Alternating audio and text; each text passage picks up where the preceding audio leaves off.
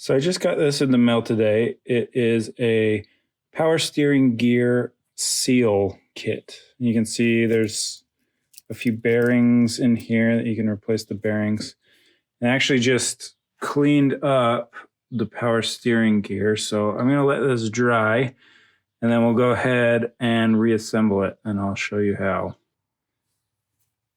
So this is called the worm drive. And there's a bearing on here right in the middle that I'm not going to replace because I think you have to have a special tool to get this little nut off, and I didn't want to bother with it. And the bearing sounded fine, so I'm just going to leave it as it is. But then there are these little Teflon gaskets that need to be replaced that you can just slide in place. So I got all four of these seals on, and it was kind of hard. The easiest way that I found to do it was to take a small little flathead screwdriver like this and kind of work it.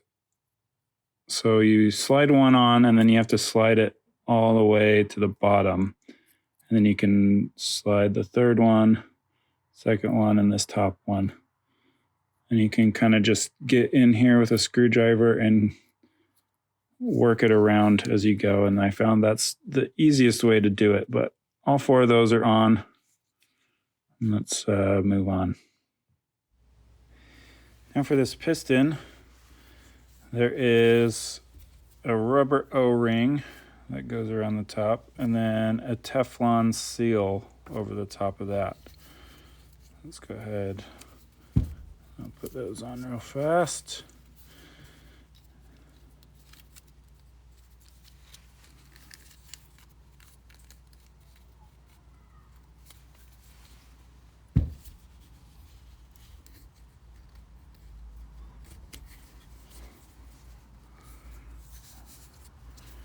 Okay, good. So now in this housing, there was a bearing in there, and I'm going to go ahead and replace that.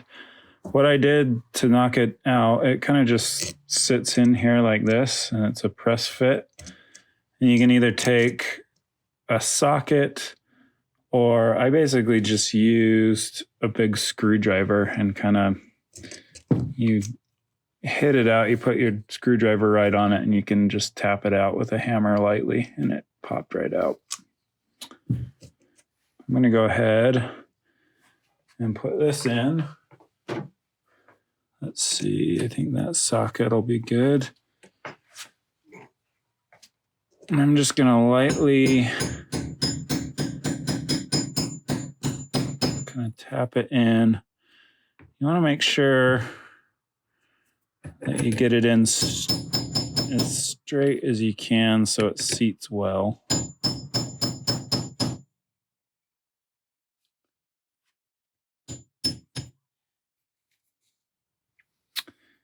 Okay, so that's in there, and apparently you can go too far. So I had to kind of use this socket and kind of hit it back down.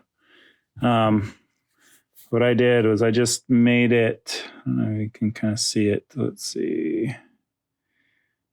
I made it flush. There's a first little ridge in there, and I made it flush with the top of that. So we'll see how that works. I might have to go a little bit deeper, but we'll see.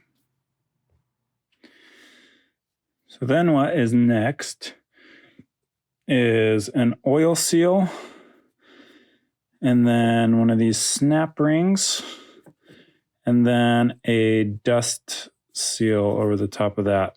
So with the oil seal, you want to install it, and the oil seal, you can kind of see, has this little tiny spring around it.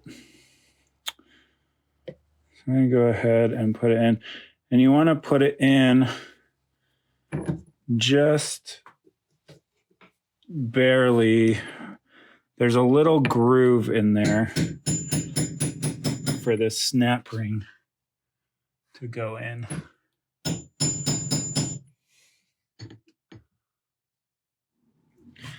So I have this pair of snap ring pliers, and you can use a pair of needle nose pliers, and I got these from Harbor Freight, and I don't really like them that much because they slip out a bunch,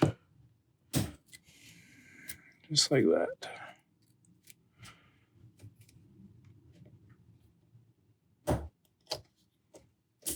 Okay, there we go. So you can see the snap ring just fits right inside there and holds both the seal and the bearing in. And then this dust cover slides in right over that. And I'm not sure if it goes that side up or this side up. I'm going to put it this side up. Maybe. I don't know. Maybe it goes in this side up.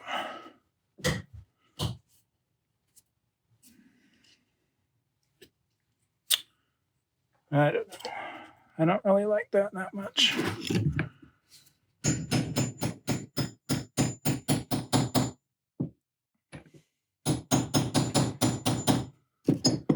That's better. Okay, so that is it for this little piece for right now. I used a little bit of WD-40 to just help it go in a little bit easier, but if you have some grease or just some used oil, that would probably work as well. So now that these 4 Teflon seals are installed, this worm gear is ready to go back into this housing that we just put the bearing into. I'm actually going to spray this down with a little bit of WD-40 to help it slide in a little bit easier. These seals are so new and it's going to be a little tight.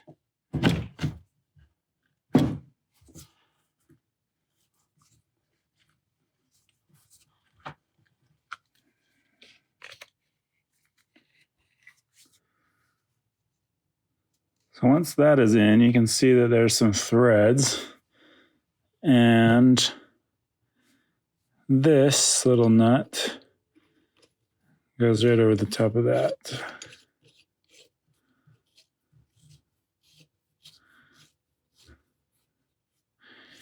I think this actually requires a special tool as well, but I was able to kind of just get a flathead screwdriver. Let's see. And you can kind of just lightly tap on it and get it to go down all the way.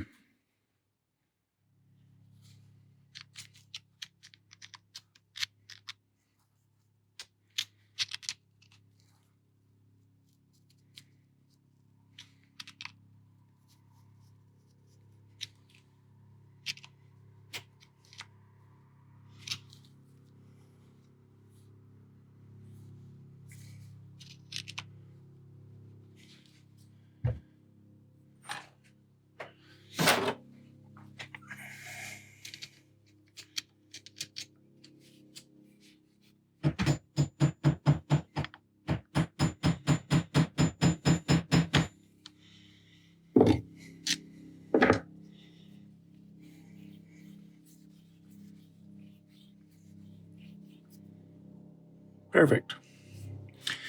And then once that is in there, there is this really tiny set screw that goes into the side here and uses an Allen wrench. I don't know if you can see how tiny that is. But that just goes right in the side.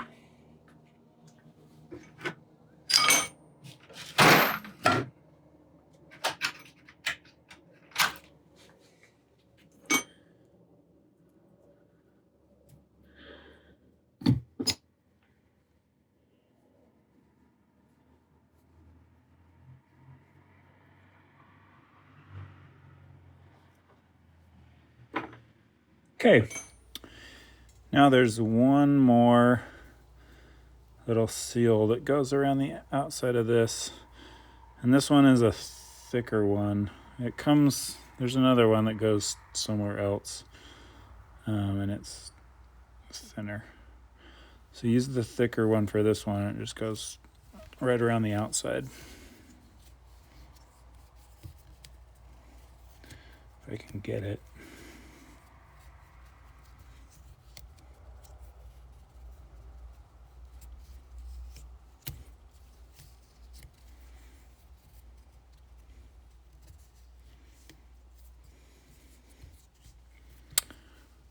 There we go.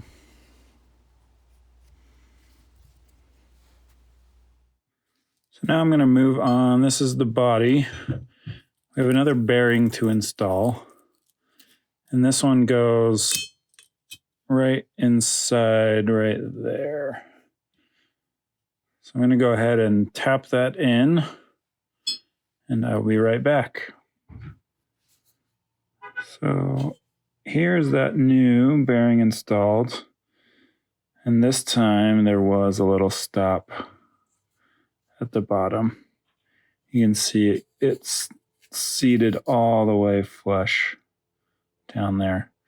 And the same thing as before, there is an oil seal, a dust seal, and a knee snap ring for this one as well. So then this is the really cool part. If you can see, here's the worm gear that we put on before. So this part is connected to your steering wheel. So when you turn your steering wheel, it turns this spiral looking worm gear. And then this, I don't know if you can see inside of this piston, there are some grooves in there. And what this is, there are a bunch of these little ball bearings that kind of interface between the worm gear and this piston. So when the worm gear spins this way, it moves the piston in and out this way. So you get a rotation this way, which transfers to a lateral movement this way. And then this transfers into your wheels using this way. And it's actually kind of cool. It's pretty creative how they came up with that. Anyway, let's continue on. We got to put in our oil seal. So once again, the oil seal has this little silver spring thing in there. So I'm going to put it in. I'm going to kind of slide it down. I need to tap it down again.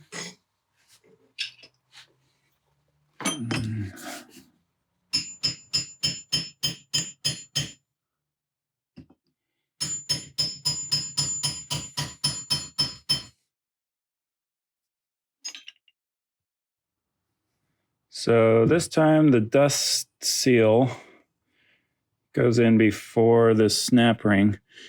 And once again, you just want to install them right below this groove that the snap ring goes in. I don't know if you can see down in there.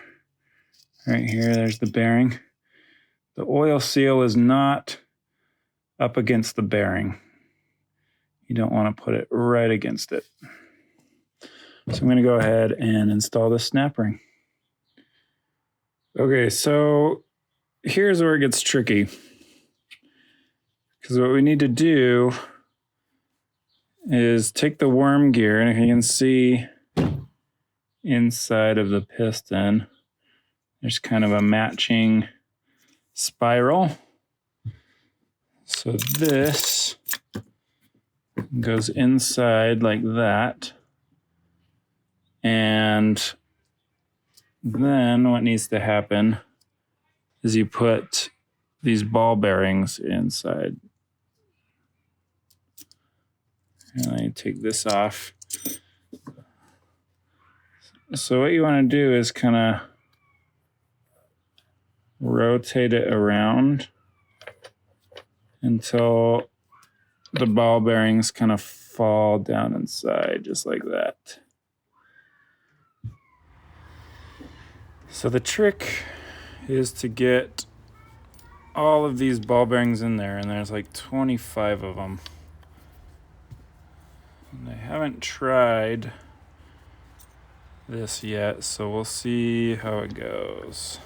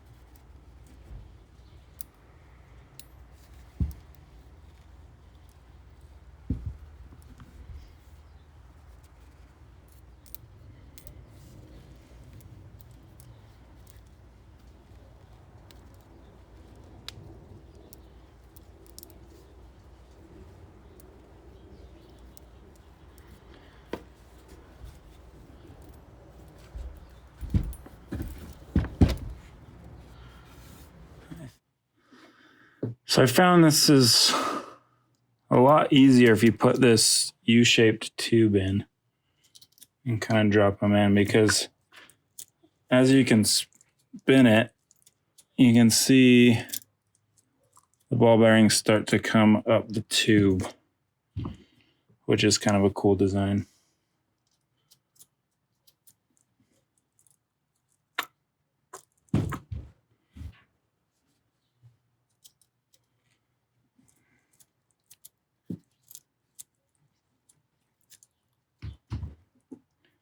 Okay, so we got those in. I believe that is the last of them. I'm going to put this cap on. These two bolts.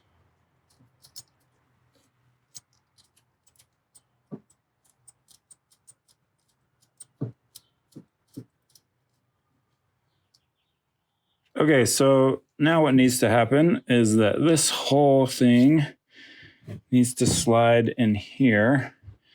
And you want to make sure that these teeth on top are pretty much perpendicular with this hole, just like this.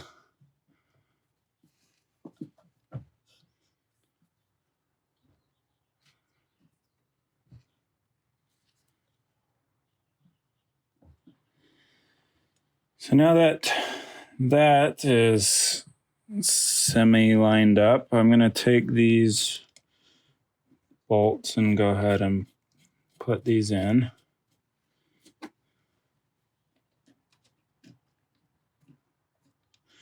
I'm only going to do finger tight for now because I'm not sure. I might need to shift some stuff around. This is kind of just to hold it in place while we work.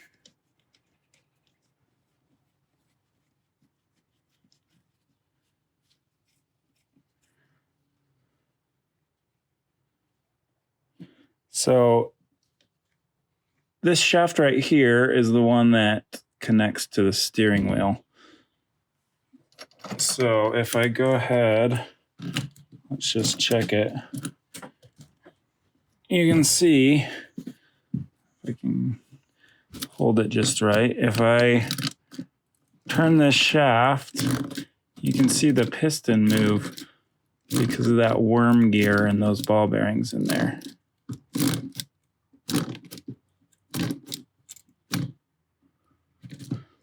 So I'm going to go ahead and move that so that middle tooth lines up right in about the middle of that bearing.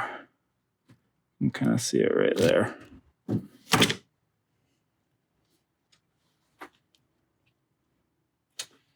What we're going to do now is put in the sector shaft. So these teeth are going to line up with the teeth on the piston. And this might take a little bit to get this in here.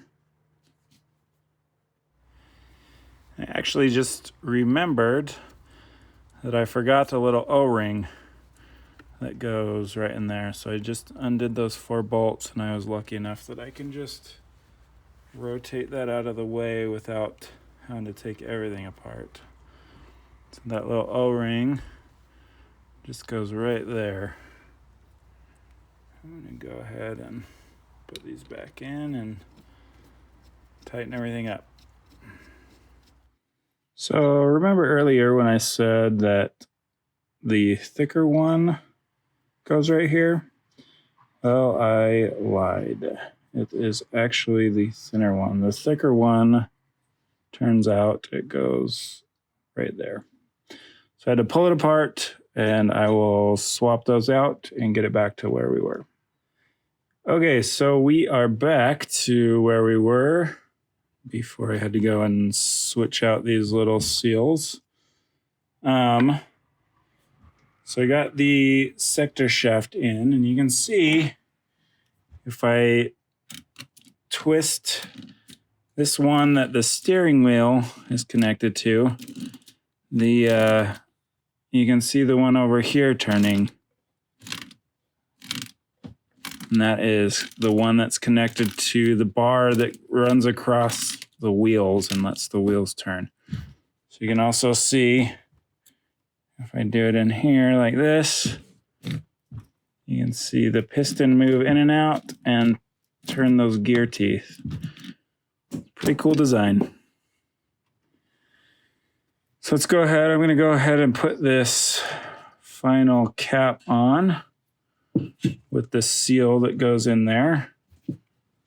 I'll use a little bit of WD-40 just to make sure it slides together easily.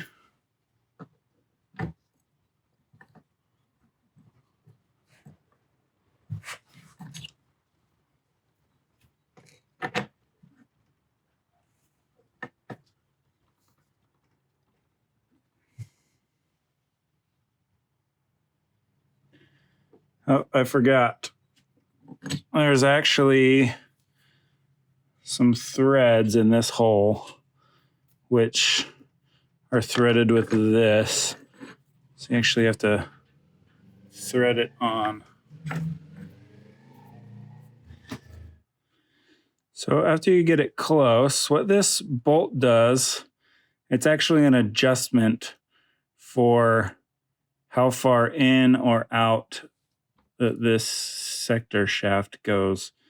And that adjusts what's called the backlash on the gears, or how much play there is. And if you notice that your steering is a little loose, or you can turn the steering wheel before it feels like it catches and starts turning the wheels, on these, this is what you want to adjust. It's usually because there's too much backlash. So you can pull the gear teeth more in or move them more out depending on kind of what you want.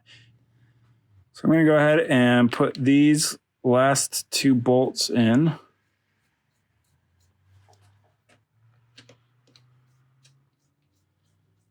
And I may just wait to adjust the backlash on this until I actually have it installed on the truck.